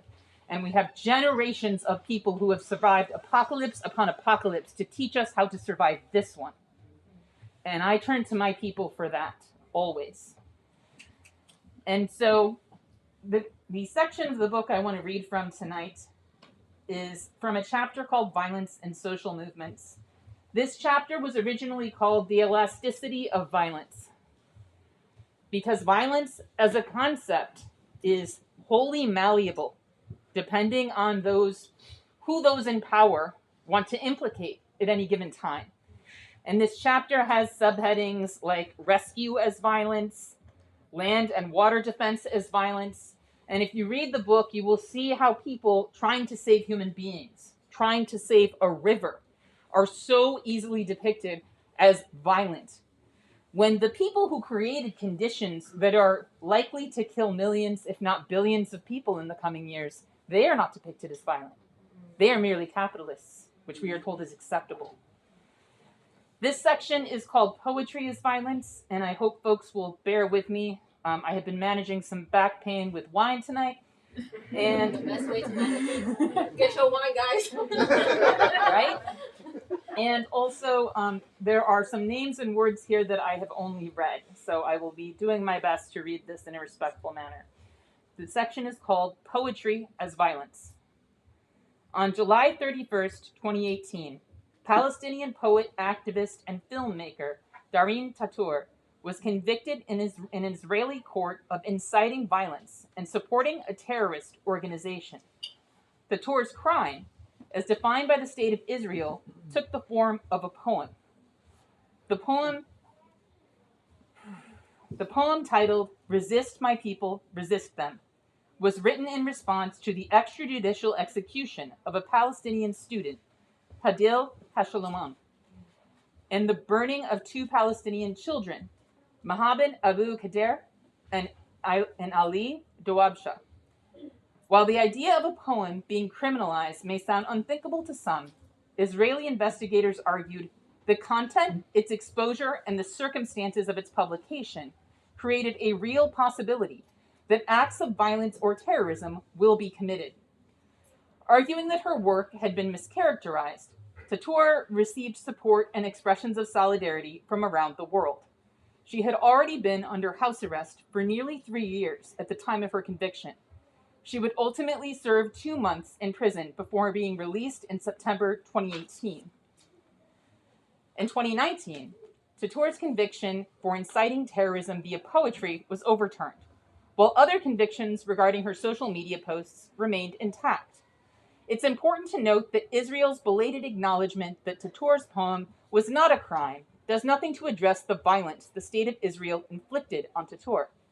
Her arrest, house arrest, and imprisonment were not undone by the court's eventual acknowledgement that Tatur had a right to artistic expression. State violence around the world is routinely dealt out in such a manner.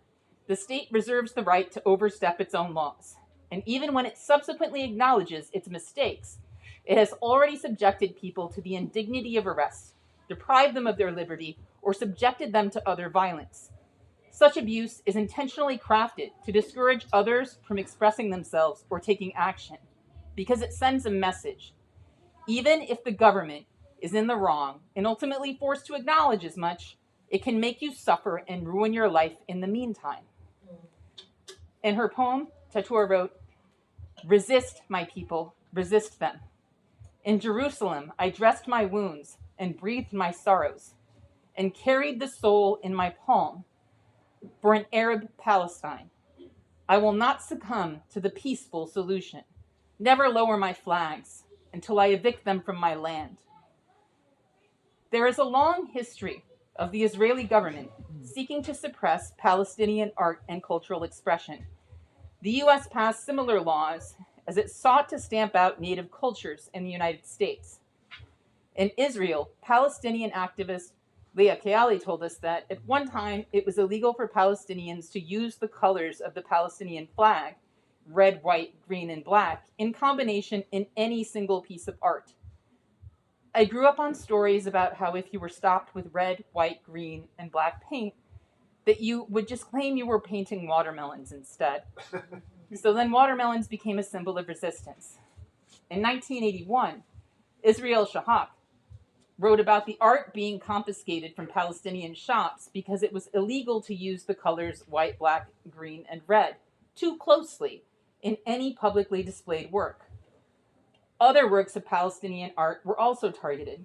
As Shahak wrote, "A horse wildly rearing on its hind legs was confiscated because, so the governor said, the name of the picture, which was 'The Horse Refuses,' is of course a nationalistic incitement."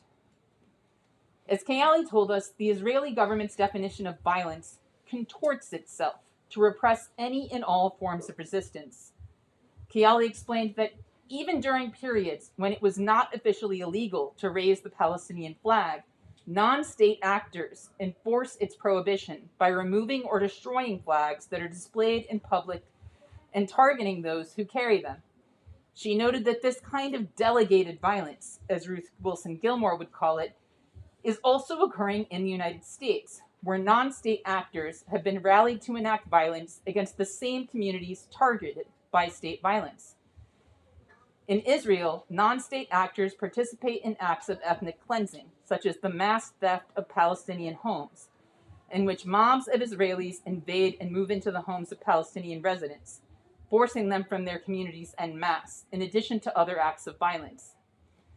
Given the regular theft and demolition of Palestinian housing, the frequent murder of Palestinians at the hands of the Israeli Defense Forces, and the overall violence of Israeli apartheid, one can easily understand why Tatur would write, "Resist my people, resist them. Resist the settlers' robbery, and follow the caravan of martyrs. Shred the disgraceful constitution, which imposed degradation and humiliation, and deterred us from restoring justice." Kayoli points out that under international law, Palestinians have the right to resist Israel's unlawful occupation of Gaza, but also cautions against placing an overemphasis on structures of law and legality. As Kayoli told Kelly on Movement Memos in May of 2021, as Israeli bombs were raining down on Gaza, what this comes down to, in my mind, is kind of the omnipresence of neoliberalism and its tight grip on our framing of justice. Kayoli explained, after the Oslo Accords, which were the peace deals that happened in the 1990s, we saw a really detrimental shift in international discourse about Palestine that really framed everything in terms of the rights of the individual, everything centering the individual and the ascendance of the state as the ultimate goal of the Palestinian people. Kelly says this shift ushered in an era of discourse about two-state solutions and protecting the human rights of the Palestinian people.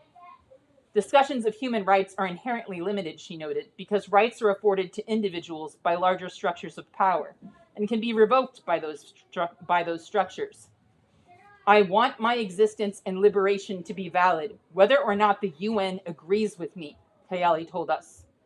So I think what this framing can deprive us of is an understanding of collectivism and an understanding of liberation. Even though Israel blatantly and regularly violates international law, the United States and others routinely defend Israel as an important ally, insisting Israel has the right to exist. This language not only positions all Palestinian struggles for self-determination and survival as an existential threat, but it also confers upon a state a fundamental right that Israel does not extend to Palestinians, who are not treated as though they have an inherent right to exist. In the United States, Israel's many crimes are often glossed over or defended by those who insist the situation is complicated. With rare exception, the word violence is seldom invoked by U.S. officials to describe the executions, imprisonment, and torture Palestinians experience at the hands of the Israeli government, or the apartheid conditions in which Palestinians are forced to live. As is the case in the U.S., institutionalized violence is normalized. When people in the United States do rally against Israeli violence, it is usually in response to an active bombing campaign being perpetrated by Israel against Gaza. During such times, marches and other protests may take place in the U.S., but once the bombs temporarily stop falling, when supposed peace is achieved, most Americans typically return their attention elsewhere.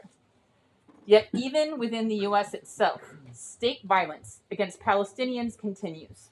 The Boycott, Divestment, and Sanctions Movement, BDS, which works to end the international support for Israel's oppression of Palestinians and pressure Israel to comply with international law, has been criminalized in multiple countries, including many parts of the U.S. In June 2022, the U.S. Court of Appeals for the Eighth Circuit upheld an Arkansas law forbidding public contractors from participating in the BDS movement, arguing that boycotts are not a protected form of speech. Arkansas is just one of more than 30 states that have passed anti-BDS laws in the last several years. In the United States, Canada, France, Germany, and the United Kingdom, Palestinian activists, as well as Jewish activists working in solidarity with them, have been targeted and accused of anti-Semitism for condemning Israeli apartheid. Kayoli noted that From Israel to the US and beyond, Palestinians' armed struggle and nonviolent struggle are both treated as terrorism, or as an attack on Israel, or even all Jewish people. Student activism in Palestine is criminalized. Nonviolent struggle in the diaspora is criminalized. International mutual aid or charitable supports, including purely humanitarian support, is illegal, says Kayali. Non-engagement through boycotts and diaspora is criminalized. The repression of Palestinian resistance offers a profound example of the elasticity of violence as a concept and shows how, while the powerful can wage war on particular communities with impunity and claim innocence, the oppressed can be deemed a violent threat simply for attempting to assert their rights or defend their humanity. As Tatura wrote, they burned blameless children. As for Hadil, they sniped her in public, killed her in broad daylight. Resist, my people, resist them. Resist the colonialist onslaught. The maintenance of global capitalism necessitates mass death, just as the maintenance of capitalism in the United States requires the violence of the carceral system. If these systems function without interruption, you will be told you are experiencing peace. After all, police are often cast as peace officers, and soldiers are often called peacekeepers.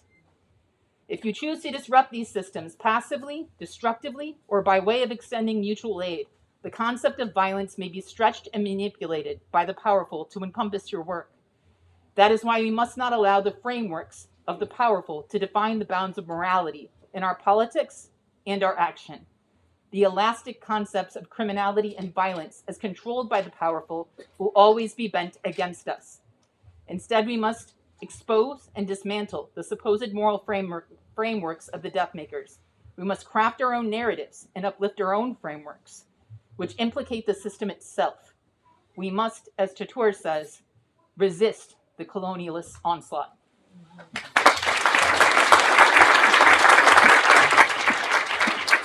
So I'm going to introduce our last reader of the evening, but of course not the last in terms of continuous conversations, dialogue, and being in community together.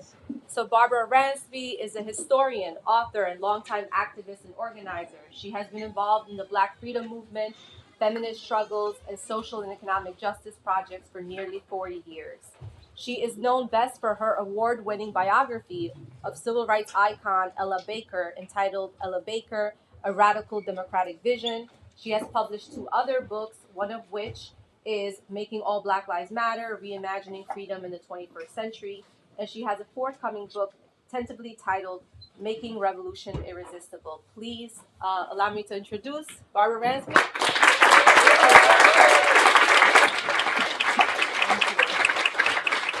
How y'all doing? How y'all doing? Thank you.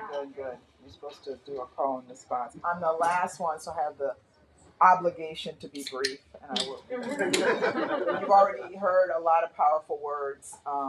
We come together tonight as bombs are dropping on Gaza, and we think of Tortuguita and the struggle in Atlanta, and they are deeply, deeply related, as other speakers have said. We see the criminalization of dissent, the criminalization of organizing and resistance, and of course, Palestinian people know that very well because that's the nature of occupation.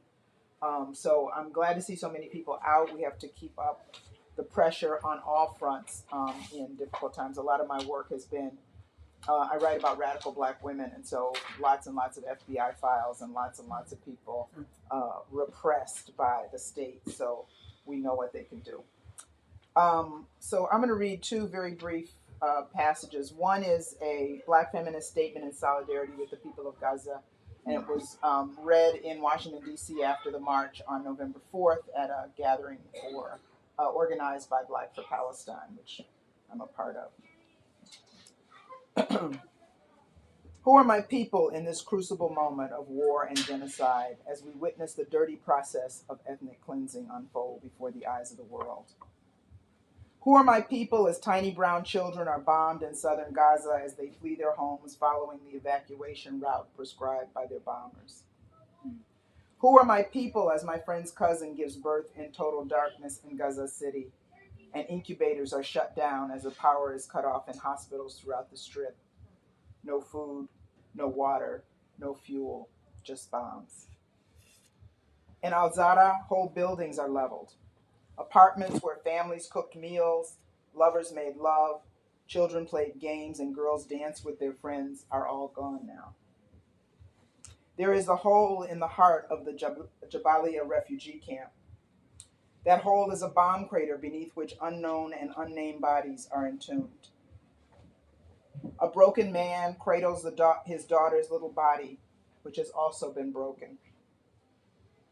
A woman wails for the loss of her son. No parts of his body have been found. Who are my people in this crucible moment of violence and destruction in the name of defense? I was born a black woman and I became a Palestinian, wrote our beloved sister, the radical feminist poet June Jordan. In that simple quote, she interrogates essentialist notions of identity and blood and belonging and challenges us to be bigger than all that. Who are your people? Ella Baker would ask visitors and strangers. Who claims you and who do you claim in this world? And most importantly, who do you stand with in times of crisis and despair? We do not need a DNA test or genealogy search to know who our people are in this moment. If I choose to stand on the side of freedom, my people are oppressed people all over the world, people who are suffering under varied and violent forms of injustice and oppression, from Haiti to Hebron, from Birmingham to Bethlehem, from Shatta prison in northern Israel to Stateville prison in central Illinois.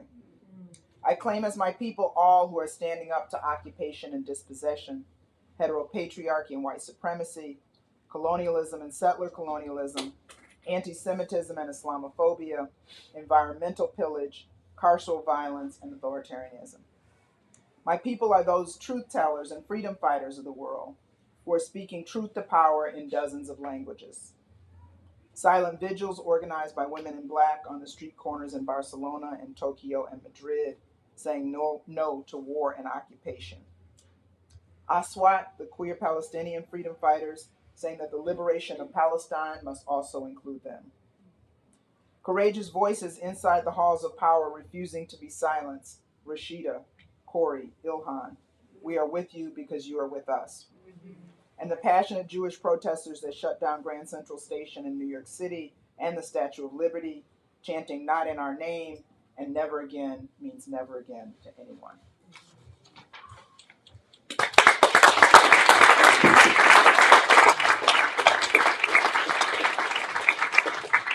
So the next, very brief, again, been sitting so patiently, brief section I'll read is from my last book, which is Making All Black Lives Matter, Reimagining Freedom in the 21st Century. And this was a hard book to write. It was a movement that I was very much a part of. I work closely with the Movement for Black Lives. And I usually write about dead people, so I was writing about people very much alive and in motion and very close to me. It's the epilogue of the book, and it's my reflections on the activists in that movement. I struggled to complete this book while engaging in and supporting the ongoing resistance against a new proto-fascist turn in U.S. politics, one in which racism, misogyny, and all varieties of xenophobia are alarmingly pronounced. In my effort to make sense of an ever-changing national and global landscape, I hope this book makes some small contribution to the freedom-making work that lies ahead of us. If Alicia Garza's initial Facebook post in 2013 was a love letter to Black people, this epilogue is a love letter to the organizers in the Movement for Black Lives and a tribute to their increasingly expansive vision. First of all, thank you. Thank you for your courage and your passion, and this could also apply to our comrades in Atlanta right now and folks engaged in resistance in Palestine. First of all, thank you.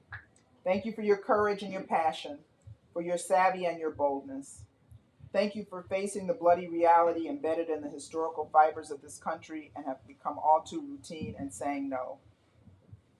And in saying no, you brazenly reject the bourgeois trappings of respectability. In other words, you say hell no to state violence in its crudest form, as well as to the slow death that racial capitalism, and its neoliberal practices have caused over time. Your practice reflects an understanding that only when elites cannot buy you off, dazzle you with their power, intoxicate you with a sense of your own importance, and tempt you with trinkets and access to money and celebrity, can you truly be engaged in a liberation process of freedom making. For many of you, this time has come. When amazing Chicago organizer Aislinn Pulley declined an invitation to the White House without blinking because she did not want to be a part of a photo op with no outcome, we all felt a little bit freer. When Black brunch protesters strolled into fancy eateries and began impolitely talking about Black death, breaking the bubble of denial that surrounds yuppie privilege, we all knew that we were a little bit freer. When you refused to be Al Sharpton's protege or political accessories or the human backdrop to his press conferences, we knew we were a little bit freer. When Bree Newsom climbed up a South Carolina flagpole and yanked down that Confederate flag, we all felt a little bit freer.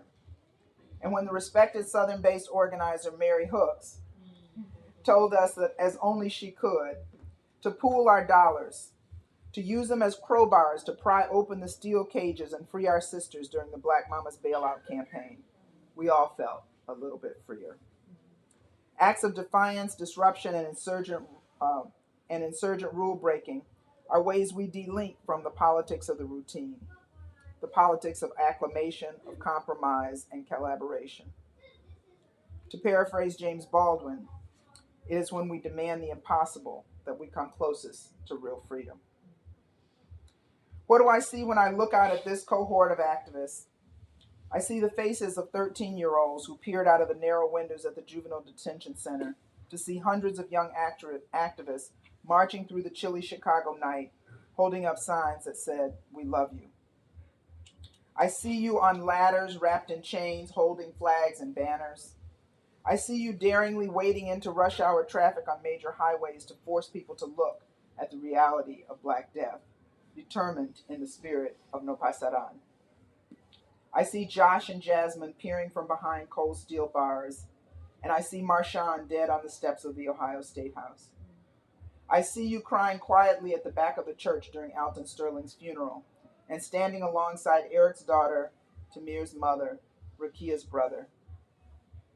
I see you in a hot, crowded little house in Havana drinking beer and talking politics in 2 languages, in a dusty refugee camp near Ramallah, in a favela in Rio after meeting with the landless workers movement, comparing notes about displacement, and in a shanty town outside Joburg trying to make sense of a revolution gone astray. Above all, I hear you insisting that this is a world family, and the struggle goes far beyond the borders that the colonizers have carved out in the earth. And even when we disagree, we are dancing the same dance. Finally, I see you building political altars, paying homage to the wisdom of grandmothers and grandfathers, knowing all the while your eyes will witness and your hands will build a world that they could only imagine. When you chant, we know that we will win in spiraling crescendo. I believe you. I believe you with love and hope and expectation, all wrapped around you in a fierce and unrelenting embrace. Whoa!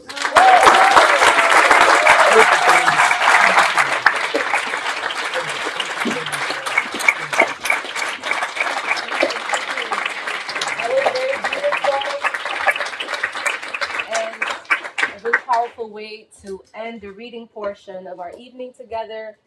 Thank you guys for coming.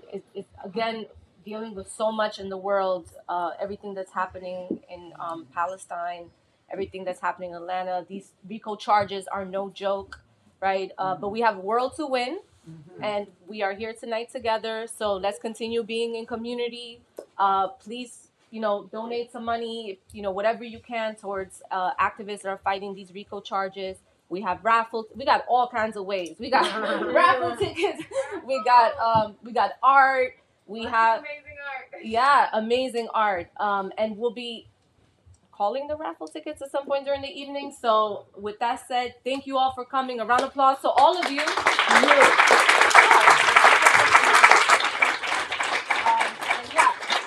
Stick around. mingle, and please also next weekend come through for organizing to find out what you could do. It's next Sunday at 5 and a Monday as well, right? So stick around, talk, figure out how to get involved, and give some money. Okay, thank you guys. Thank you, Great Jonah. work, Barb. Amazing. So, I think, I don't know, oh, sorry.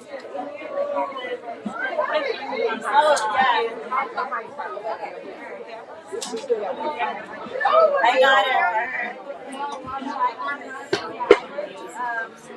You read my mind. Yes, thank you.